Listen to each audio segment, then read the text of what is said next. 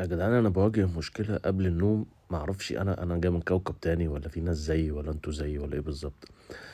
أنا مش باعرف أنام والدنيا هادية، يعني لازم أنام وجنبي دوشة، بس مش دوشة اللي هو ناس بتتكلم والهري ده لا، لا، لأ، يعني مثلًا لازم أشغّل حاجة على اليوتيوب أو أي فيديوز مثلًا أقفش لي أي جثة من اللي بيعملوا محتوى على اليوتيوب كسبوا مني ملايين وأشغّل فيديوهاته لحد ما أروح في النوم، غير كده ما بانامش.